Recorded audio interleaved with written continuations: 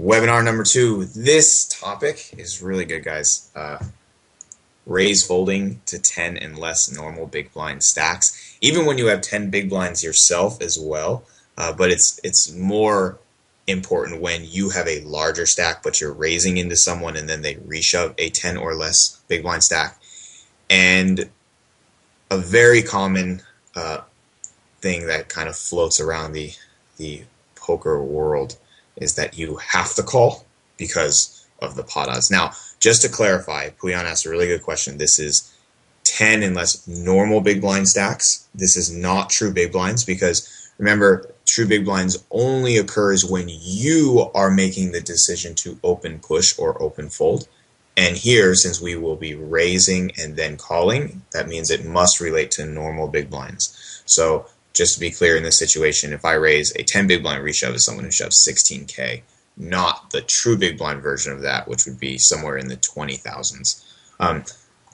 Also remember, if you ever have any questions at any time, throw them in the chat box. Okay, so in this first hand, this is straight from the forum, and our hero here, who's famous for being gazillion on 2+2, also who attended the Space Gravy Camp in Costa Rica, which is also nice.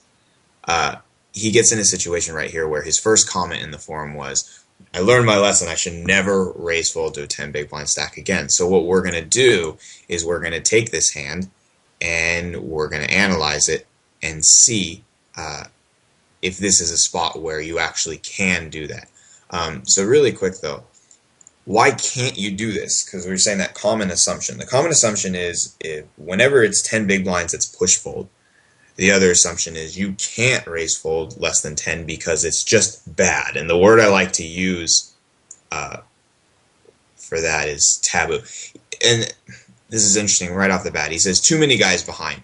And I agree. Now, one thing I should mention this, is that this may be a slight bit misleading because I couldn't get the actual hand history. So what I did was I took one of Dottie's hand histories that he sent me through email, and I reconstructed it to give the same position and stack size for hero and the same position and stack size for the villain who reshoves. So this may be misleading because in the actual hand, there may be more short stacks that he could have raised called, like obviously raised called, you know, someone with 4,000, 3,000 chips, stuff like that. Can everyone still see? I think you should be able to. That happens sometimes. So this may be slightly misleading because of that, because the stacks in this particular hand aren't exactly beautiful to raise call a bunch of people. And I think that the more people you could obviously raise call, the wider you can come in here. So great point, Andrew. So in this hand, though, we're limiting our research, so to speak, to hero and to the small blind, who is the villain in this hand. So back to this really quick. I think the most powerful word here is that it's taboo. Just the idea of, yeah, it's really just quite unacceptable to do something like that. You know, if you posted a hand like this on 2+2, I'm pretty sure people would flame you for it because it kind of goes against the grain. But what we're going to do is we're really going to dig into it and see what's going on. You know, if someone says something's wrong, okay, maybe it's wrong, but let's prove that it's wrong first, right? But one of the biggest things about why this is misleading is because usually when you raise here, the reason why people say you can't fold for 10 big blinds is because that's usually the point, depending on your opening raise size, where once the guy shoves back, you're getting somewhere in the ballpark of 2-to-1 odds, okay? And you know the thing, right? 2-to-1 odds you can call with any two cards. I'm sure you guys have all heard that. But the reason why that's misleading is because 2-to-1, all that means is 67% versus 33%. It means you have to be 33% to call. Now, one thing that's really cool that I read in a David Clancy book a long time ago is that if you take a hand like 3-deuce offsuit and you put it against a random hand, it's going to be about 33%, which is 2-to-1. In fact, it's going to be 32%. And so that's what I find really cool about what David Sklansky wrote, because he said it's really easy to remember. 3-deuce, 32. So it's like 3-2, 3-2. And it's really, really easy to remember that. And that can help us in the 2-to-1 pot odds department. Whoops, hit a button there. But what's interesting though is this is 2 to 1 versus a random range, and where it gets misleading is when people hear 2 to 1, they automatically think ATC, but it's 2 to 1 versus the player's range. So what if the player's range was, extreme example, kings plus? I'm pretty sure a hand like 3 deuce is not 2 to 1 versus kings plus, right? So that's what's really interesting here. I mean, if you raise and someone 3-bet and someone 4-bet shove, and then there's a bunch of money in the pot and you're getting 2 to 1, well, technically you're supposed to call it ATC. But clearly it would be obvious that the 4-betting player would have a monstrous hand and it would be horrible to call. So that's what's really interesting, is making the distinction that 2 to 1 is not ATC because you need to be 2 to 1 versus his range. Okay? Any questions about that so far before we jump into this hand?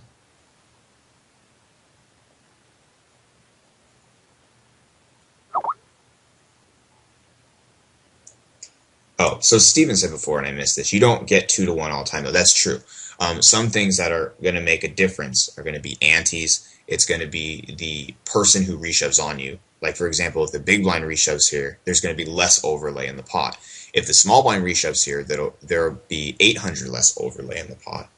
If Dottie reshoved here, there would be extra overlay in the pot because of those blinds. So that's a really good point. I think somewhere where you get 2 to 1 is like somewhere in the realm of like 8 to 10 big blind reshoves. Normal big blinds, of course. And it kind of just depends who's reshoving, how much overlay, and like are there antes, stuff like that. So Andrew says, also if you have a high percentage of fold to re-raise, if a reg uses hem, then maybe their range is light. That's a really great point. So when we're talking about raise folding, at least for now, we're doing it in the basic sense. And Andrew has a really good point. What if some type of possible metagame started to develop? Or what if someone started figuring out what's going on, right? And then they started playing back. Well, then you could start shifting hands like into your value range. Because say if you're raising and folding or raising and calling, that's limited to 2 things, right? So you have a raise call range and a raise fold range. And obviously the raise fold range is comprised of many, many more hands. But if someone starts adjusting to you, and depending on how wide you perceive their reshoving range, you can start taking hands that belong in your raise fold range and shift them over to your raise call. A great example of that would be, imagine right here if you were blind versus blind, okay? And let's say you're blind versus Andrew, and Andrew goes, I saw you at that webinar, bro. I know what's up, right? Let's say you guys both have 16K stacks, and you decided to min-raise from the small blind, but Andrew's onto you, so he starts reshoving. Well, next time you could min-raise with a wider range. A great example would be taking a hand exactly like King 9 of diamonds or like Ace Deuce. And now you min-raise, but if you convince Andrew to reshove a very, very wide range, you have now increased the value of King 9 suited. That was loud, someone hit a beep. Of King 9 suited or Ace Deuce, because you've made his range wider. So your hand doesn't always have to be just a raise fold. You don't have to say King 9 suited is always a raise fold or Ace 5 is always a raise fold. You can always kind of interact and watch if people are adjusting to you. The one good thing here, Andrew, is that a lot of guys don't adjust because it's really hard. And the guys who are capable of adjusting are usually playing tons of games. And so it becomes harder for them to adjust. But yeah, there's probably going to be some guys who adjust, and they're going to be probably like the bubble outcasts, stuff like that, who might notice something over time. But until they notice, we can take advantage of them a lot. So Mark says, sometimes like this, the extra chips to call are really important to us. We're going to be short a big percentage of the time. And that's a really good point too. One thing that we haven't really mentioned yet is, what is your starting stack in terms of normal big blinds? In this particular hand, it's about 12 or 13. And it's, even though you can raise with this stack, it's obviously not the optimal situation. But in the next hand, for instance, you'll see Dottie has verging on 30 normal big blinds. So it's a smaller percentage of his stack that he would be losing if he decided to min raise. But that's a really good point. That depending on your stack size, you can kind of determine how short you might be if you lose, how meaningful those chips are if you win, stuff like that. So I think this is a really great point that Mark makes here. So Andrew says, like, I'll 3-bet 20 big blinds with 6-7 suited on tie breaks. Yeah, I mean, you can. It's hard to say, like, oh yeah, that's good, or oh yeah, that's bad, because it's very situationally dependent. One great thing about raise folding, especially versus regulars, is regulars have one huge weakness. Well, probably a lot of guys have tons of weaknesses. I have tons of weaknesses, but there's one common weakness for, I would say, greater than 95% of all regs, no matter how good or how bad or how break even they are. Does anybody have a guess at what that one weakness is? And maybe it's not even a weakness, but it's like there's one thing that stands out, and that's exactly it right there. Yeah, I mean, they are 2 ABC, yeah, but there's one thing that almost all regs have in common. It's Superman's kryptonite, so to speak. It's the one thing that is their downfall, and that's that they don't flat call. I mean, you guys can list off everything that people have problems with. They don't flat. And so say, for instance, that you were BVB versus Andrew, blind versus blind.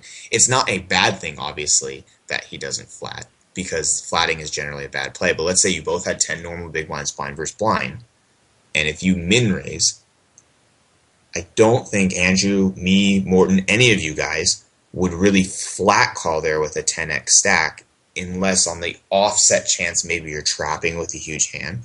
But what's cool is when someone doesn't flat, it's very easy to analyze how successful your min raise can be, because we don't have to worry about any post-flop calculations at all. And so that's something that's really interesting, is depending on who you're raise folding against, some guys will have flat calling ranges, some guys will not.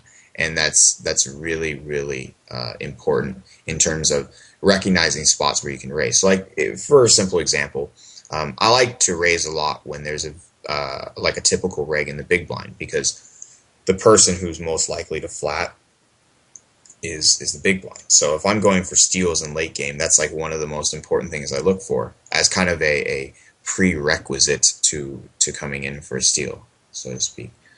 So like right here, say you were in hero's spot and there was just just a decent reg there. Put Dottie there. He's decent. I don't think Dottie's gonna flat with anything if you min raise. I don't think any of you guys would, because it's generally not such a good play. Now maybe you might if you're much deeper stacked, but sometimes you can tell by stack depths who flat, who won't. So anyway, that's kind of going off on a tangent here. Are there any other questions before we move to the calculations of this hand here?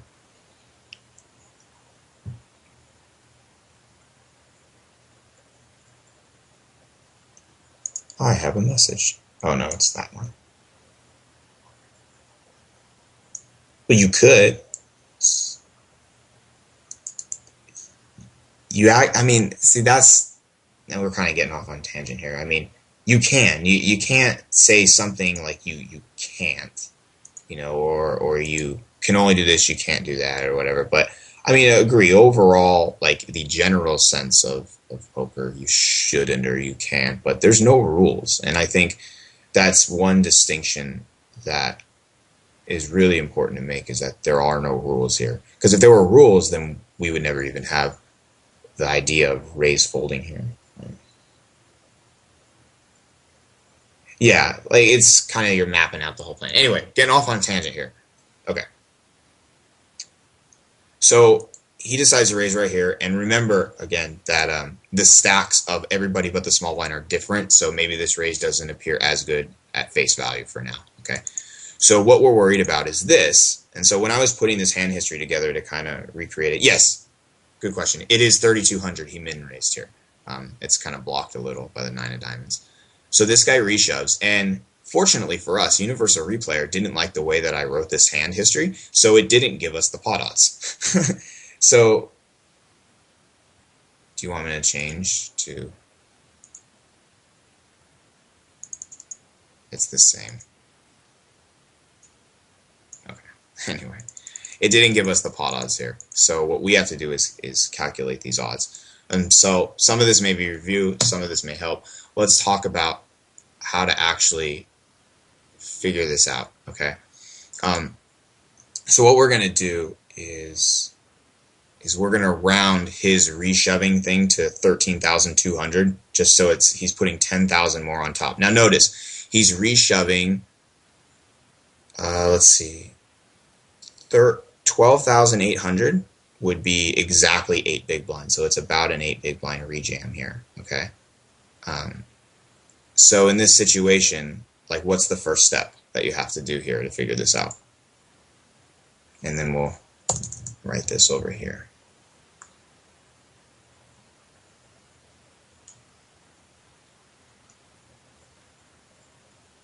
Right, well, we want to figure out his range. First, let's figure out pot odds first, and then we'll worry about the range thing second. So we go, the pot is roughly 19,000. We'll just round off the numbers to make it easier. Okay, you have to call roughly 10,000 more, right? Yeah, exactly. So you're calling, you need basically call 10,000 to win 19,000. Now that's about 2 to 1, right? So 1.9 to 1. Now, I don't know if you guys do this, but how does anyone know how to convert this into a percentage? Now, obviously, hint, 2 to 1 equals 6733, so you know it's close. But what about when you have a number that's not as easily divisible? Yeah, there you go. Do you guys know that thing too about why? Whoops, why it's 2.9?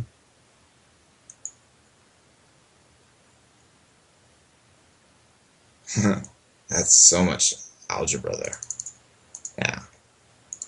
It's the idea, like, 2 to 1 means that there's 3 parts. So if you divide 100% by 3 parts, 1 part equals 33%. So you could do the same thing with 1.9. It must mean there's 2.9 parts in 100. So you find what one of those equals, and it's 34.48. Now, yeah, there you go. So if you want to keep it simple, you could just say, hey, you need to be 2 to 1 to call. In this particular hand, let's just say it's 34.48, just for the fun of it, okay? So now, we need his range here, okay? So his range is what? What do you guys think he's reshoving here? Now, keep in mind this section of the game you're in. Like, you're not like at the final table or anything where people are going to be tighter. You're just kind of deep, but not too deep. Yeah, in a vacuum, like, because obviously his range is going to vary with stats and stuff like that. But overall, like, if we just had to guess, so we don't need to be perfect here. No reads, no reads. Just like, what do we put him on here? Okay, does anybody want to, like, add anything to that?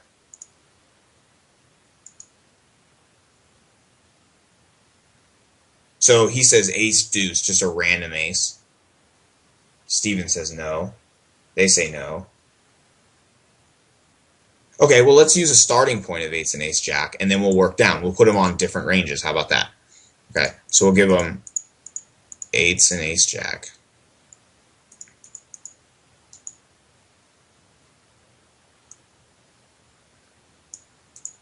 Okay. So let's start with this. And if we give king 9 suited versus that range. Now look at this really quick. From this, look, it's like barely bad, break even. Think about that. And this is chip EV. Like, this isn't even with any, like, oh, you have to be tighter because ICM or whatever. Yeah, you're cutting your balls off here. Yeah, +1. And now look at this, though. Guys, this is an 8x reshove. What if we make it 10x? Now we would add about 3,200 more, call it 3,000 to his stack, right? Because we would want to add 2 big blinds. So that would make it 10,000 into 22,000, right? Which is 2.2 to 1. Wouldn't it? Because we'd have to call more, right? Am I doing that backwards? Oh, you'd have to call more, right? You'd have to call 13,000. Ah, you'd have to call 13 to win 22 now. What is 22 divided by 13? You're 1.7. He's got it. Okay, so I did it wrong. Thank you. So then if we did 100 divided by 2.7,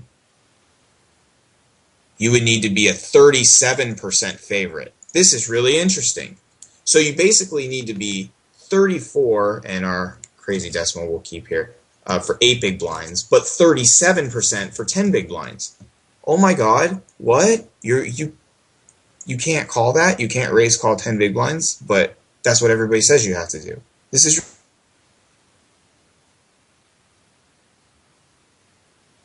37%.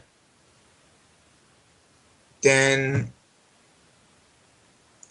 I mean, King 9 suited because it's versus range. Huion, you said something. Oh, this is sarcastic. I get it. Wait, this is sarcastic, right? Is it? Oh, no, I'm curious. Let's see what Huion means here.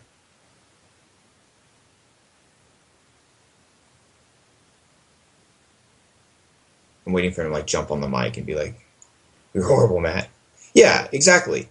And all 2 to 1 really represents is 33%. Because 2 to 1 just means one part of 3 parts. And yeah. Yes, and that's a great point, Andrew. That's if you break you have to be 37% to break even, right? No one ever said anything about profiting here. And that's really, really powerful stuff. So what if we now, though, what if we took his idea that guys were on any ace? Because if a guy's on any ace, I'm pretty sure he's going to shove like any pair. So why don't we do the most like cliche range of them all, like the any pair, any ace, right? Now let's see how King 9 suited changes. Congratulations. It becomes a call. Now, granted, it's still not even that profitable. It's slightly over 37%. I wonder if we could do like the chip EV to figure out. I mean, it's not really that great. But that's wishful thinking to think that he's on any ace. Because how do you know? Because someone who plays any ace here, no one said that they're going to reshove. Maybe he flats with weak aces. Yes, yeah, I agree. I think that it's to know that he's on this would have to be a much stronger read than eights and ace jack, because you could just assume that most people are doing eights, ace jack, or somewhere in that ballpark, right? Like, let's extend his range. Let's say he did fives. Let's say he did ace eight. Let's say he did, yeah, you ace 10. Like, let's give him really wide. Like, really wide seems logical, something. King 10 suited, ace something. Break even versus 10 big blinds, negative EV. Well, it's slightly negative EV versus 10x. Negative EV for sure versus 8. Yeah. Yeah, exactly. And like King 10's bad, right? Like you don't want him to have King 10. So maybe let's see. Let's take out the kings because those are the worst ones for us. Let's do something like this. Kind of same ballpark. But this is really interesting because, yeah, sure. You want to give him all the way down to 8-7 suited? Or do you, give us 8-7 suited? Ah, great question. Okay.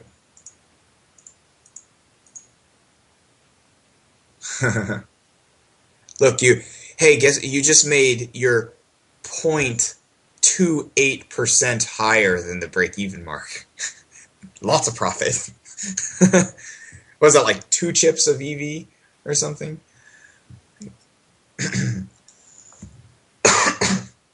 So this is really interesting here because this is just a standard, slightly high blind middle game spot. And we have just proven that if a guy is on a reasonably tight range, like in this situation, does it look like you're stealing here? No, because you're raising an early position. You have a relatively small stack size. So either it's only a call if this guy is crazy and shoving at least any pair, any ace, or it's a raise fold. Any questions about this before moving on to the next hand? I think the next hand is way more powerful than this one.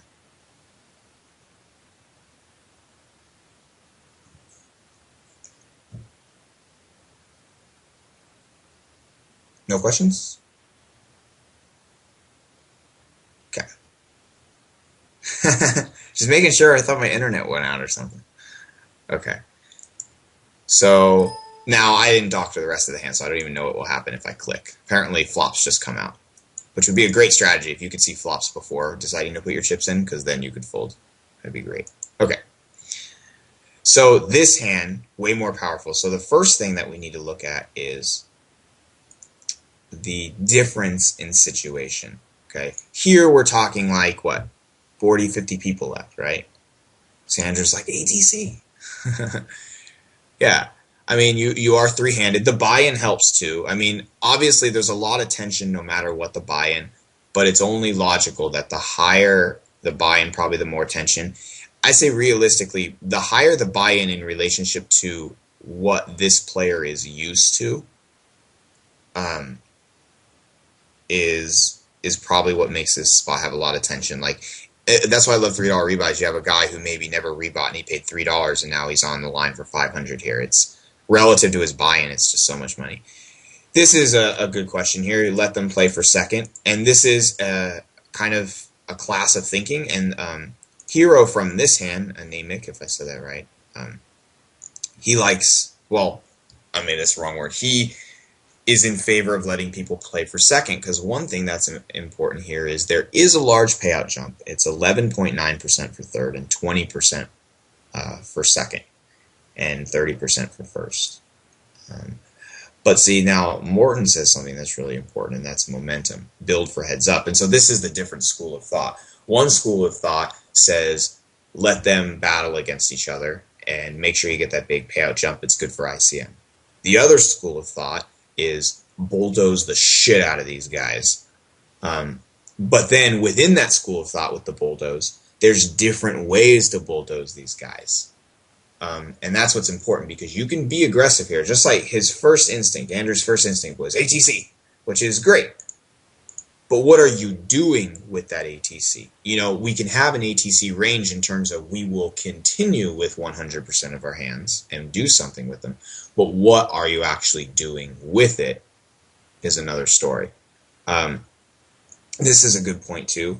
Stacks are similar, so the leverage is more. They may be fighting. And this is true too, being aggressive with logic. I have a question though. What are some things we want to think about here besides what's just in front of us? Like, what other things should we be thinking about here? Okay, reg versus random, even though it's a very vague distinction. But yeah, it's something to work off of for sure.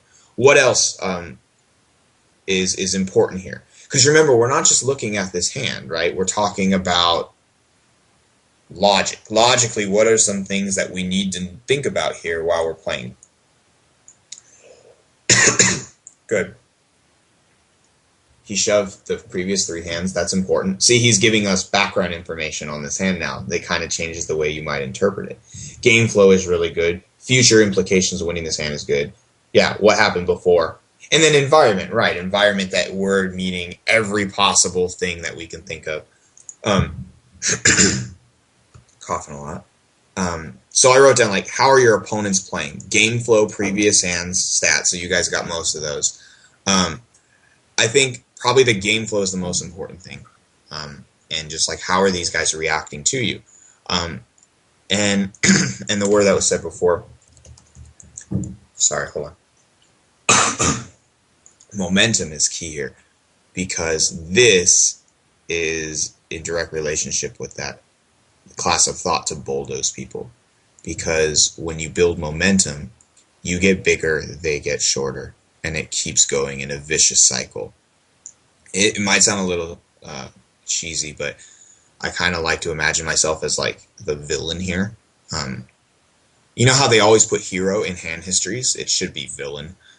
Like it should be vice versa, because when you're at final tables, you should be the bad guy, like the guy who people, yeah, exactly, like the guy who people don't want to mess with, and the stronger that bad guy gets, the more power he has, and the weaker these people get, and it's a vicious cycle. But it all surrounds the word about the topic of momentum, which is what Morton mentioned, because the more you do this, it leads to more hands, and that's kind of what Puyon's saying too, is future implications of winning this hand.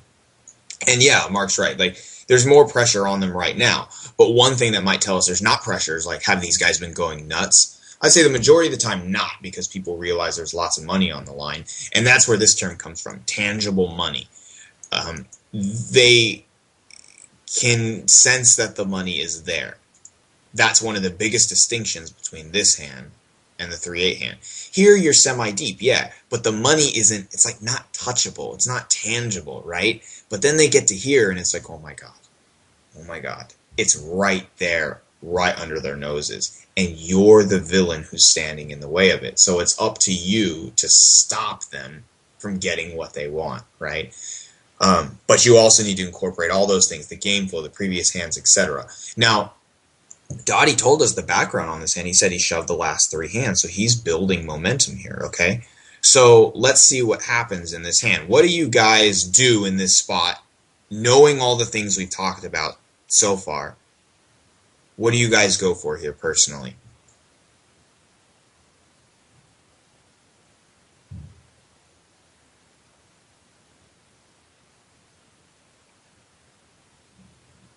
What do you do, Andrew?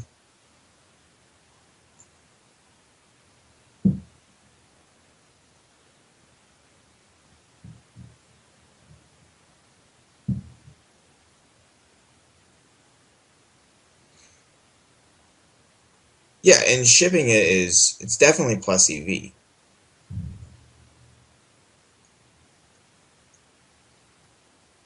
And this is another, it's a class of thought thing. One thing that's really important here, notice one key distinction is you have 13 normal big blinds. Here you have 28. No, is that right? 27 about? Okay. Well, spoiler alert, raise folding. No, but but this is important though, because can you raise call here?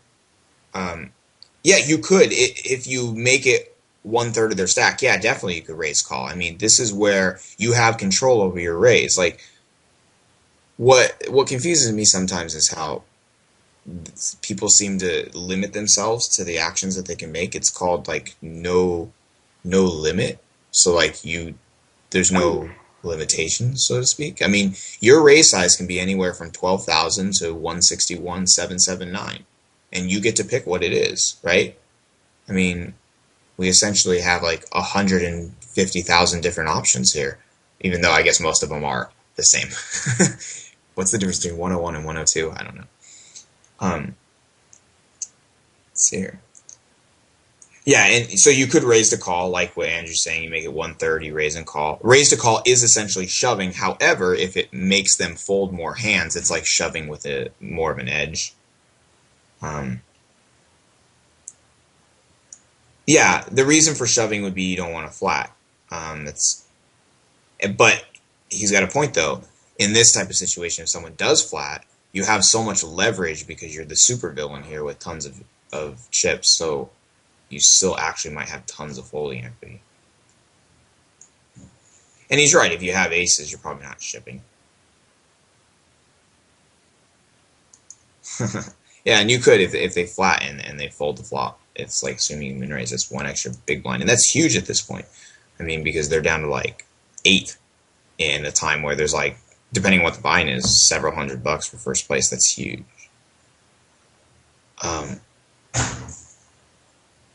Oh, someone's gone. So what's really important in this spot though is to understand like the kind of the backbone of the raise. And this is true too. If they double, yeah, this is really good. You lose a lot of your power. You still have power, but you lose a lot of it.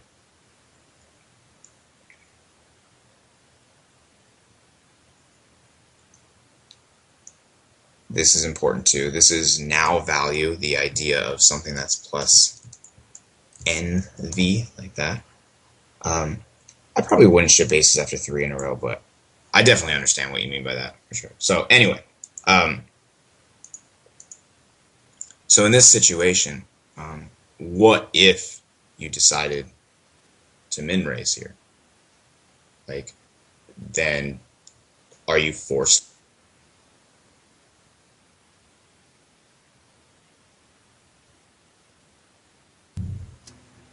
Oh, I said if you min raise here, are you forced to call off? Someone's mic is on. Because this is a big deal, because this is where people say you can't raise fold to less than a 10 big blind stack. And what's really interesting about that is if you're thinking like that, you're limited to 2 decisions here.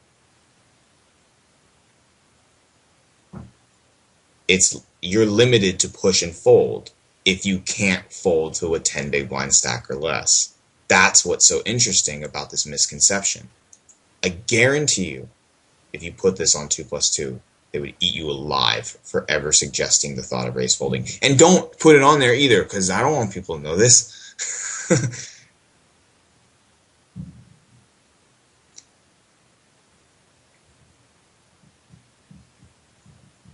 Yeah, Penfold is the guy on 2+2s. I'm sure he's a great guy, but he hates raise folding. Exactly. And if someone flats, you have so much leverage here. But let's talk about the min raise here, and what would happen if someone reshoved. So this is a hand that was posted in the forum, and I did the math in the forum. So I just want to show you what I did. So we'll start right here. So I'll go through it slowly. So basically, we're pretending they reshove 30% each, okay? So the first thing that I did here, they could stop and go. Really quick, they could stop and go. But if they do, you could fold. Say you just miss flop completely, you fold, and you're still a huge chip leader with 156K. Damn it. Tough life, you know? So that's what's cool is you think about what the worst thing is that could happen. Not bad at all.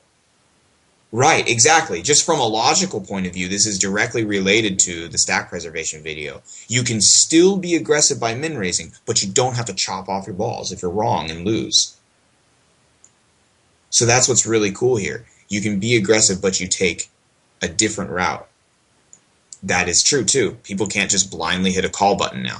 So in this example, I did the extreme. Last hand we were assuming that a guy would be on 8s and ace-jack in a situation where money is not as tangible. Money's not tangible here. Here this is a high-pressure situation, and for the sake of this example, I gave them 30% reshoving ranges each. That means this guy is shoving back queen 10 offsuit every single time, and that's not going to happen.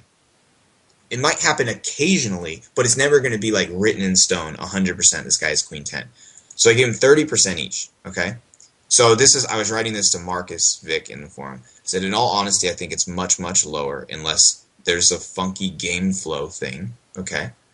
But I'd say usually expect him to reshove legit hands, okay? Ace 10, king queen, stuff like that. But I'm going to use 30% just to simplify the explanation, okay?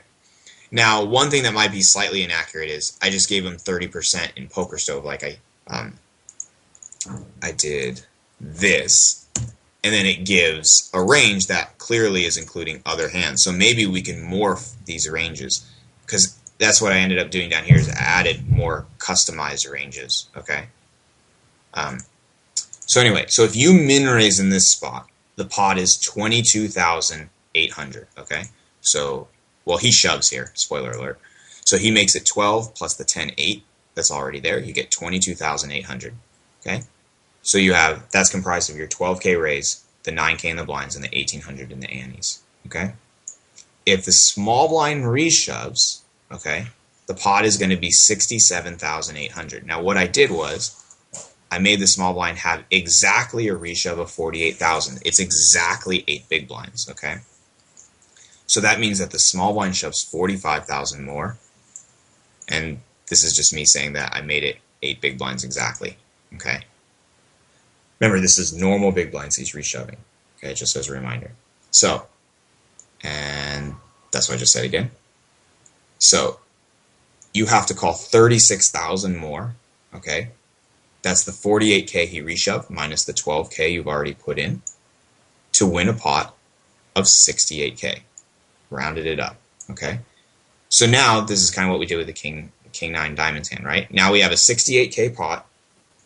36 you have to call. 1.89 to 1 odds. It's basically the same thing as before, right?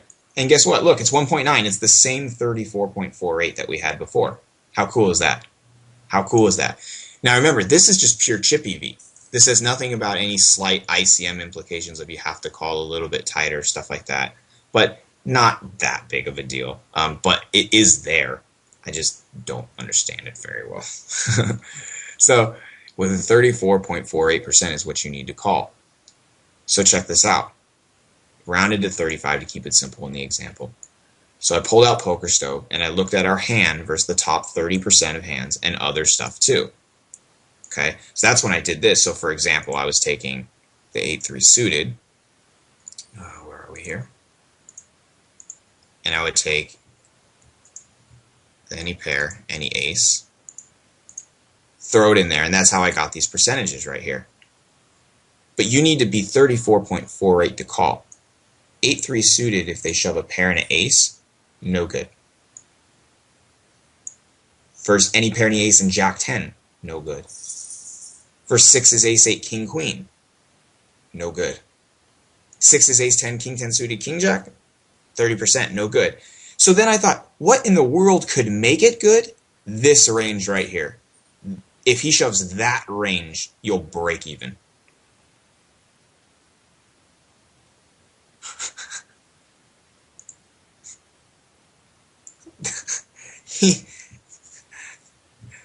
That's what he has to have. And I'm sure you can make like another combination of weird hands that suck and get it.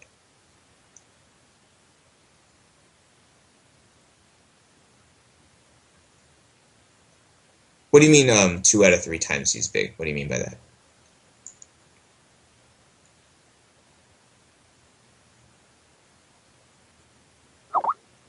Oh, yeah. Exactly. So, and by the way, that's this range if you're like break even. Like, look, you managed to get 0.12 or 0.0, yeah, 0.1 something better than what you need, right? But this is huge because there are almost no players who will raise fold here because it goes back to the very beginning. You can't do this. It's against the rules. So, because it's 2 to 1. Well, yeah, 34% is about 2 to 1. You can call with ATC. Well, no, because we just proved it. This is the range you would need to have in order for you to call here. Yeah, and this is one of the biggest things that, like, it's so important. And it's one of those things, like, you don't really want to tell people about, because if people understood that why this exists and understands why it's true, it could do a lot of damage, really, because this is a huge advantage you can have over your opponents by understanding this in game. What if he reshoves 6x? What if he reshoved like 6x? Or let's do 7. What if he did 7? Let's go down one by one. So that would make 62K in the pot and 30K. We'd have to call.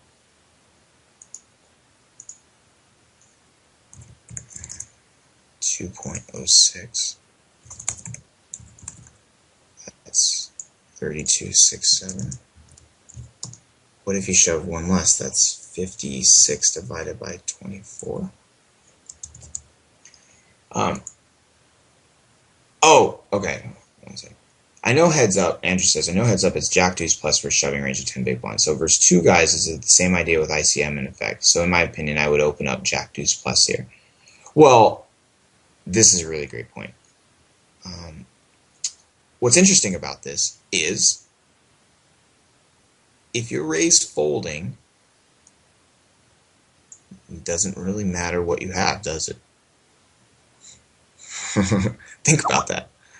Like if all your play was to raise and click a fold button, you could have like misclicked folded ace king for all we know.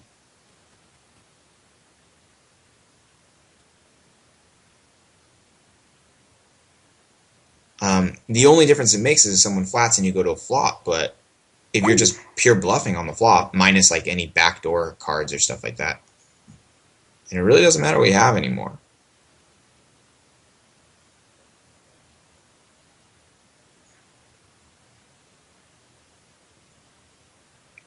What X? Oh, we can raise fold 8X. That's what we're saying here. Okay. Yeah, and you can say it's good for your image, because then you could adjust. If people adjust, you adjust back, stuff like that. Where are we here? Oh, so basically the moral being, if you raise fold, then all your hands are equal, so it really doesn't matter what you have. And a lot of guys will talk about, oh, well, I wouldn't do this with the bottom of my range. But the stacks aren't even good for min-raising in terms of like the conventional style of play. I want to do this really quick. 2.33. Someone is on microphone.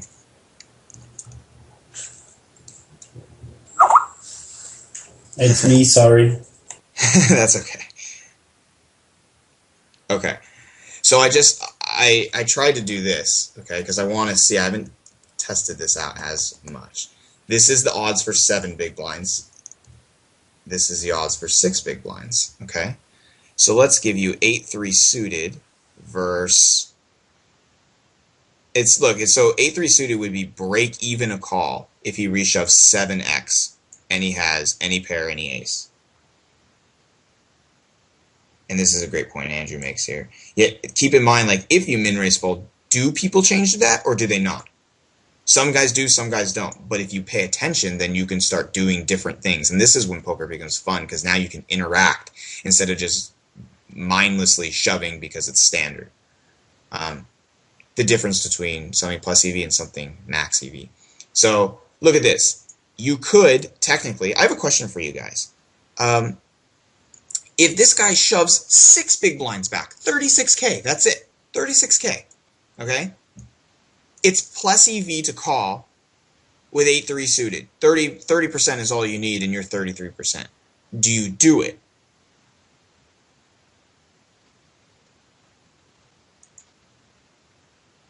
This is really interesting. If he shoves, I mean, we're talking about 10 and 8 raising and folding. 6, can you fold to 6? In like a really, really intense situation? Like to preserve your stack and not chop them off, so to speak?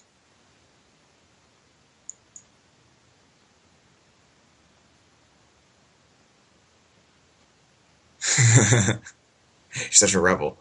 I mean, 6 big blinds for me, like when I was playing, was the point where I was like, okay, now I have to call. But wow, what if you're... I mean, it's barely plus EV. I wonder what the chip EV would be like in a spot like this. So how many chips are in the pot?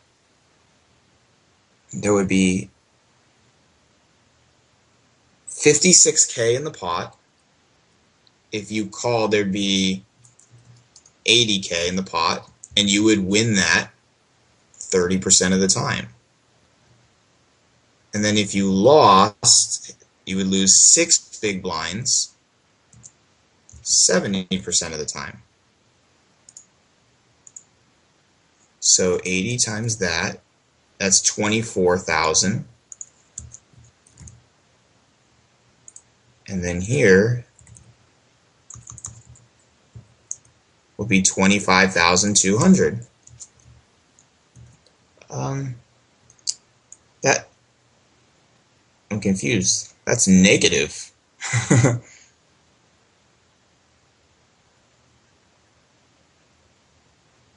Okay, so let's see.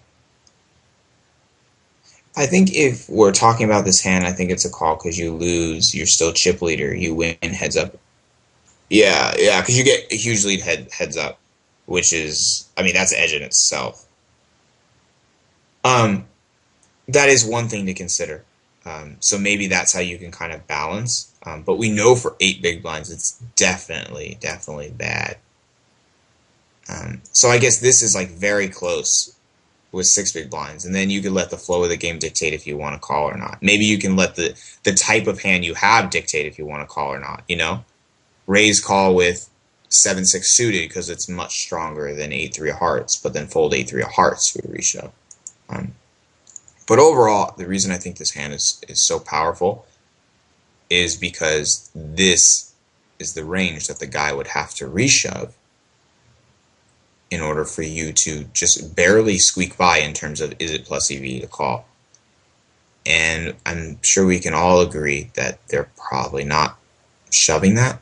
And so what that means for our strategy is if we're going to be this villain here, and if we're going to take advantage of momentum and power and leverage, that min raising is a very powerful tool with small stack sizes, and it's really important to take advantage of it. Questions? Yeah, and Steven, you can just change your play based on the type of hand you have. No one's going to figure out what you're doing. If they do, I quit. I would say, at what point is ATC a call? If I had to give a number to it, I would say 6 big blinds. But you don't have to. Just a suggestion.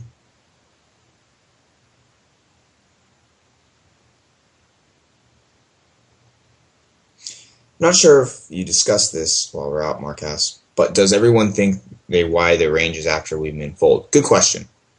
It depends on the two guys. It has nothing to do with anything except, oh my god, his name is Trudix, and and this Audrius person.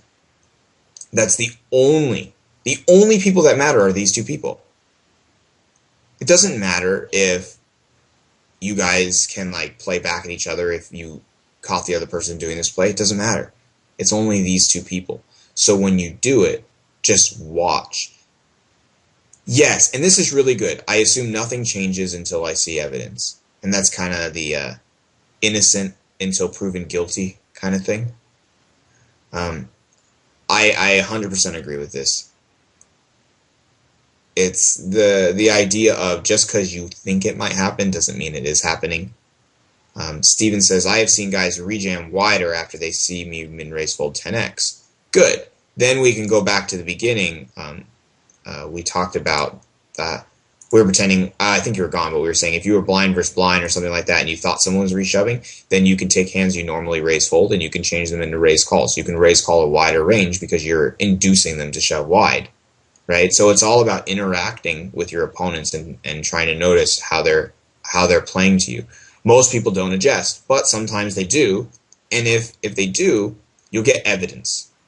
And once you have that evidence, then you can start doing really cool things. Andrew says, in this particular hand, if the small blind folds, then it should be a real tight range for the big blind because he risks any third. And that's a great point, too. And then obviously, because again, it only matters who these two people are. What if Trudix was a very, very crazy loose person? You probably would have evidence of that by now because we're obviously at a final table. We should be paying attention. So maybe we could just open fold this hand in that case. You know?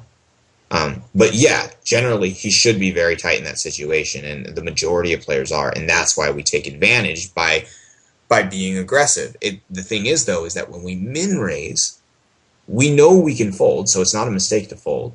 And this is just for you, Andrew. You're minimizing risk, but you're keeping the reward the same. Andrew, you used to risk 50,000. You were risking 55,285 chips to win 10,800. Now you can risk 12,000 to win the exact same amount.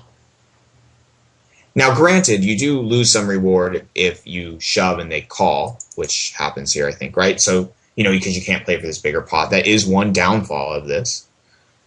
But the idea that you were spending 55 to win 10 instead of 12 to win 10 means that you just like to spend way too much money. It's like you're the kind of guy who goes to the store and they have all these sales, but you're like, I'm too good for the sales.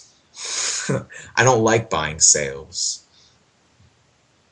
Got a nice jacket on clearance. I don't want that. It's on clearance.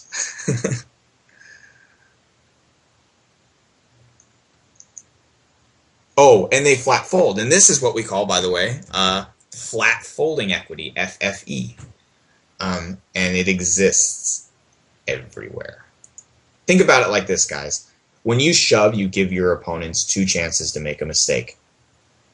Okay? They either make a horrible call or they don't call wide enough. If you min raise, who knows what mistakes they'll make. It's it's crazy because now it's kind of endless in a way. They may flat, you flop top pair, and they bluff shove a gut shot. Like anything, you name it. So what will we do with King Queen? That's a great question. King Queen is a hand where you obviously want to take the hand to showdown. So you would make a raise designed to not fold. You could shove, you could raise, min raise and call, you can raise larger and know you're not going to fold. A7 is a little more vulnerable than King Queen because obviously the hands that play back at you will usually kill you with A7. Let's give him a reasonably tight range. And let's see what A7 is versus that. Because A7 is definitely way better than A3 suited. Say you had like a reasonably tight range, and you had A7. So look, you could raise fold A7 for 8 big blinds here, because you have to be 34.48, and versus that range you're only 32.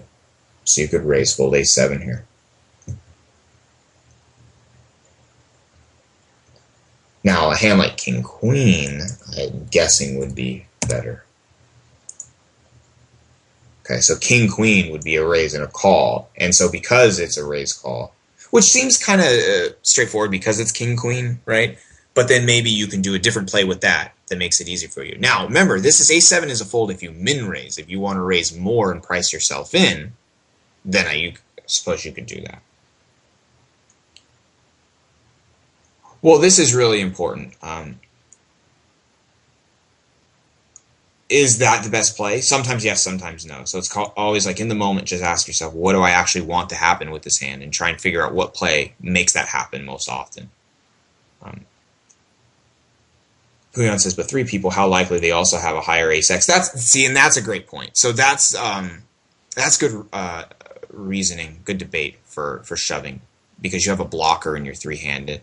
There's, it's really, I think, really important that you say something like that, because it is less likely.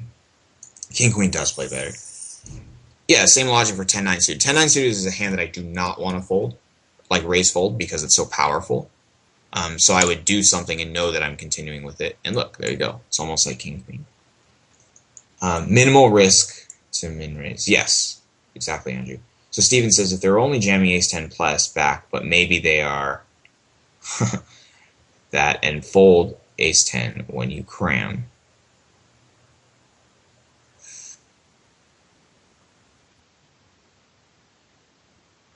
It would be a good excuse to jam.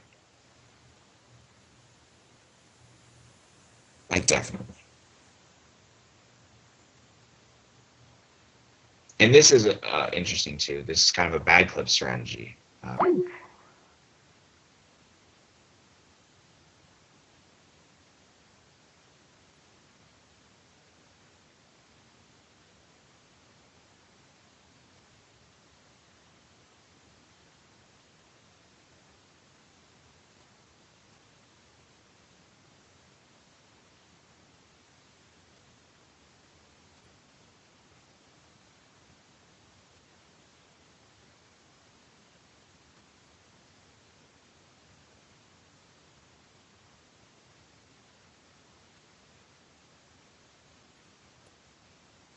Can you guys hear me?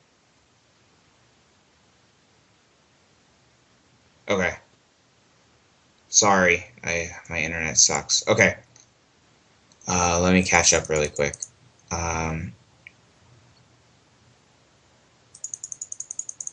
Yeah, I mean, and so Steven says you don't have to fold a7. Yeah, you don't have to, but realize, though, that there are some times when you could. You know, it's like, don't just say, oh, I would never do something, even though that's fine. You never actually have to in reality, but at least think about it, you know? Okay. Yeah, and I agree with that, too. So, question, Reagan's small blind limping, knowing small blind won't flat, is not as great as raising, right? Because raising puts more pressure on big blind. Well, limping becomes an option if the small blind doesn't flat, because now it's like you're limping in position with 27 big blinds. So that's definitely an option. Min raise is probably better because there's more pressure, but it is a play that you could have in your arsenal for sure. Okay. Yeah, and Andrew, I mean, imagine this. Imagine that you are the small blind, and I'll just say a guy limps from the button. What's your limping range from the small blind with this stack size?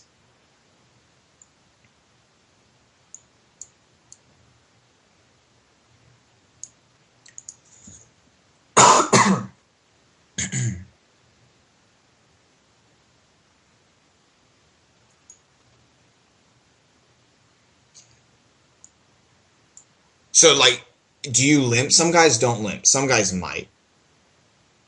I mean, it depends. Like, but even, I mean, think about it, though. If this was the first time you limped, it looks like a trap.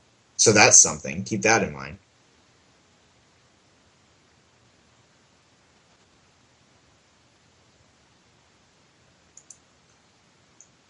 And that is one thing that's kind of interesting, Puyan said, about how many tables you're playing. If someone's not blocked, you could always right-click on them and see how many tables they're playing.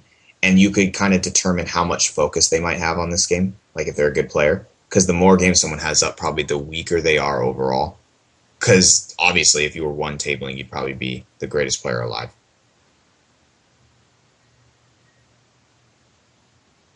Okay, well then adjust to that, you know? Because this stuff is assuming that no one is adjusting, which is happening the majority of the time. And so in the rare cases, if someone does adjust, figure out a way to adjust back. So let's see actually what happened, because you know, as much time as I've spent on this hand today and a couple of days ago, I don't actually know what happens in this hand. I just know he gets called. Oh, there's ace-10. Well, that answers Steven's question. And there it is. He does sit at 8, though, which is great.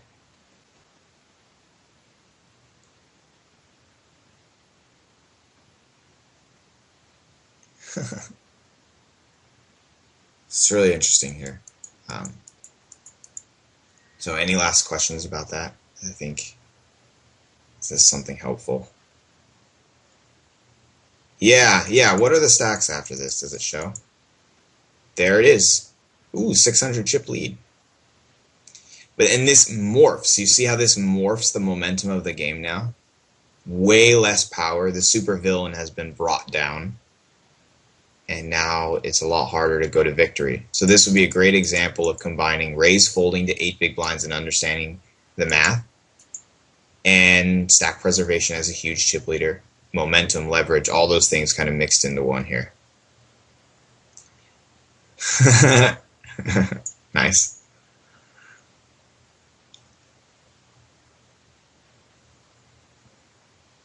Not sure that's how you spell it, but yeah, Trudix is third.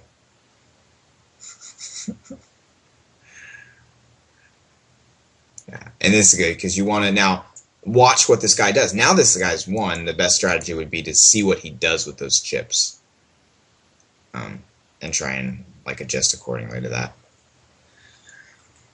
Good webinar. Any other questions?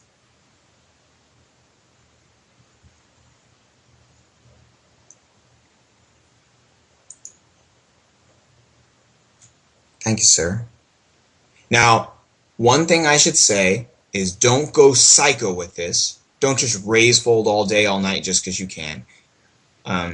consider the situation. Also keep in mind that when you yourself have a 10 big blind stack, you can still raise fold. It's just slightly worse because if Dottie raise folds here, this is a big distinction here. The effective stack size is 8, but Dottie does not have 8. He has 27. So if Dottie loses 2 big blinds of 27, it's all good. If he has 10 big blinds and loses 2 of 8, that's 20%. Sorry, 2 of 10, 20%, which is much bigger than 2 of 27, which is 7.5%. So you can still raise fold yourself if you are the one with the 10 big blind stack, even the 8 big blind stack, but it's something that should happen way less often because now you're dipping into your most important chips. Exactly, because it's like a bigger percentage increase to your stack to just shove like normal.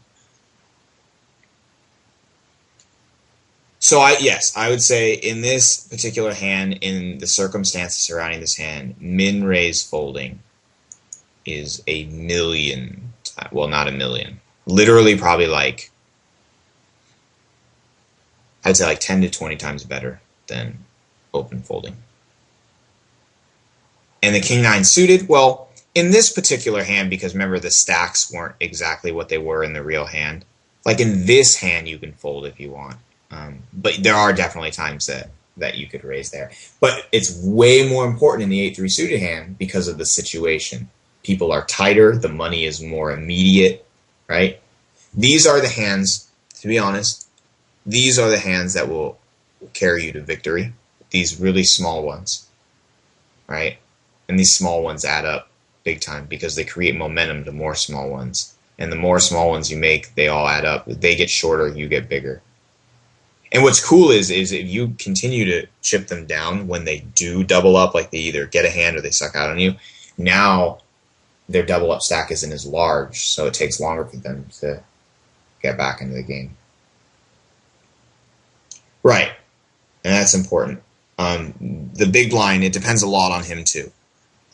As a default here, I would min raise ATC because at this stage of the game, I would assume people are mostly tight, but there are times to fold if the big blind is very loose. Only a quick last one. How wide are you min raising in the king 9 situation?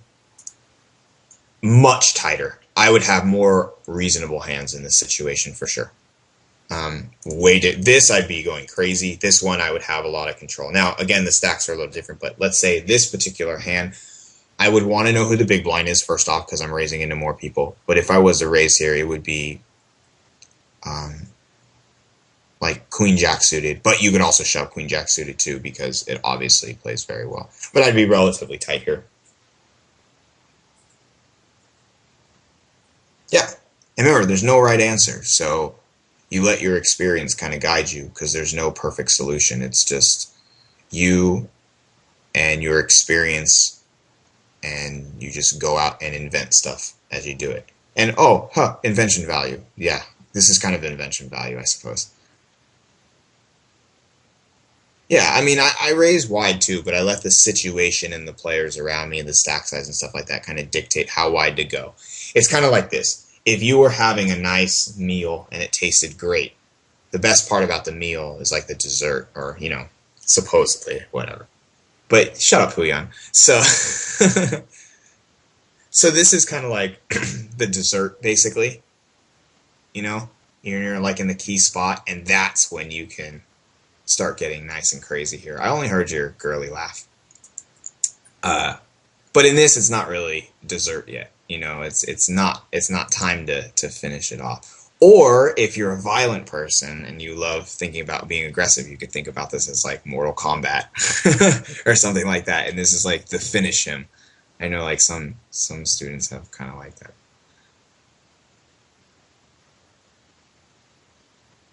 Thank you, sirs.